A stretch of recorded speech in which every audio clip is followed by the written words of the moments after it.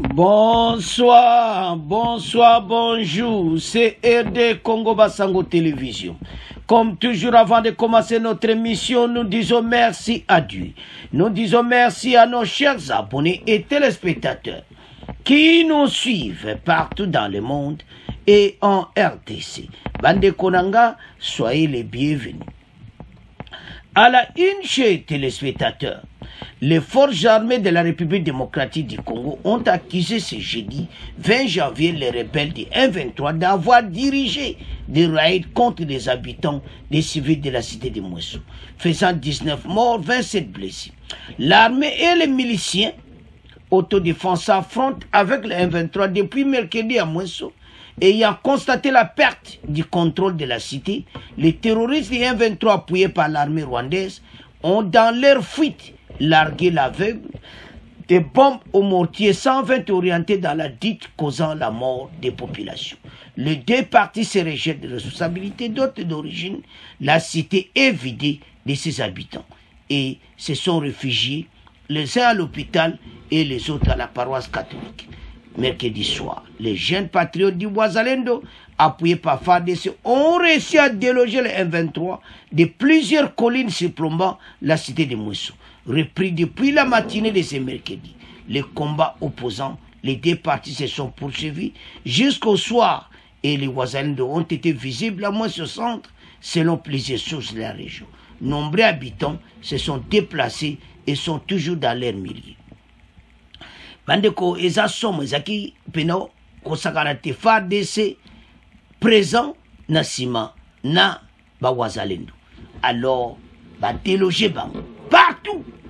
Colère wana sikonde ba bengani ba on ba territoire bokoyoka akotanga ngo ba bani ko larguer ba bombe kaka na des zones na quatre côtés population baza. Alors que armes za libanda ya ville. Mais pourquoi vous nous larguer? Bon larguer place bango baza. Basaïka pour bâtir bako sakio voilà buena buena. Alors bandeko baza na problème. C'est fini hein. Nde bazawana batozo keina bango. Ki ba Wazalendo babi FARDC yona sima biso tozo kende.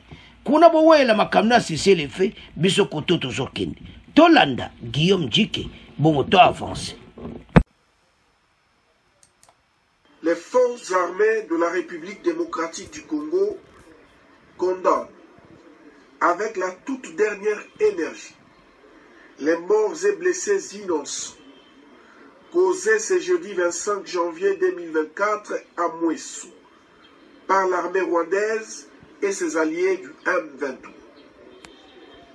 En effet, c'est depuis la nuit d'hier 24 janvier 2024 que les terroristes du M23 RDF ont lancé plusieurs attaques sans succès sur les positions des FARDC à Kanyangowe, Mouessou, Moudougoudou et Mouchébéré dans les territoires de Massissi. Réagissant aux dites attaques, les forces armées de la République démocratique du Congo ont, d'une manière professionnelle, contenu la barbarie de l'ennemi jusqu'à les repousser en profondeur au-delà de la cité peuplée de Mouessou afin d'éviter des dégâts collatéraux du côté de la population civile. Ayant constaté la perte du contrôle de la cité de Mouessou, les terroristes du M23 appuyés par l'armée rwandaise ont dans leur fuite largué à l'aveuglette des bombes au mortier 120 orientées dans la dite cité, causant ainsi la mort de 19 personnes et 27 blessés parmi les civils innocents. Considérant cet acte terroriste comme une violation grave du droit international humanitaire, les forces armées de la République démocratique du Congo appellent la communauté internationale à se saisir de ces bavures et d'en tirer toutes les conséquences qui s'imposent. Toutefois, les forces armées de la République démocratique du Congo rassurent la population qu'elle reste déterminée à bouter hors du territoire national l'armée rwandaise et ses alliés du M23. Fête à Goma, le 25 janvier 2024. Alors, Bandeko Tolandi, porte-parole à la 34e région militaire, Guillaume Djike Kaiko. Donc, et Sali Bango Passipe Soni, parce qu'ils ont perdu la guerre. Tout ça la clair. Va perdre Yango, na colère wana, ba bandi ko boaka biloko. Boyebi mutu soki, hein, les terroristes donc mawatro. Donc, tellement que ba échoué, alors na colère wana, ils ont orienté des mortiers par peuple bazali. Mais ba yeba été, ba ko vivre yango. Alors, banamboka. Donc, oyo kakamakambo zaki minene. Ndeka bazo pakata bambango ali, babani ko larguer biloko na désordre. Mais karate, tozana bango. Bandeko, nde makambo eza ko avancer ko dezo ke na rapidité. Deuxième mandat, tokoyoka ba surprise. Donc, boko kama kutu sadek le musupa bundi na epeti, masolo kakisili. Parce que, o balo baka l'heure est grave. Donc, situation, eza pena mobulu. Alors, bana mboka, tala makambango, o balo baka esi yindi, nde baza wana mayele sili bango, bazoluka ndenge nini bakoko sala, mwa ezati. FARDC, na sima waza, Kagame, azo regrette. Mayele sili oyo kakake, Putulu e Mati, ba wazalendo, baza appuye, na FARDC baza na sima. Eze songo makambo ya gauche droite. FARDC abiale to benga na bango na sita mweso. Bonde ba bimaki, mbangwa ndenge wana. Pour mona ke match eza mobulu, FARDC aza ko avancer. Alors, maintenant, nde makambo ezokende, ezomona clairement était victoire ezozala kalate.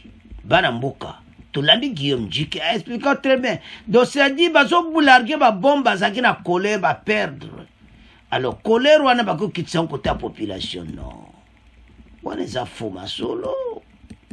Comment beaucoup larguer ba bombe côté population azali. Mais ba comme na passe. Maïle sili bango.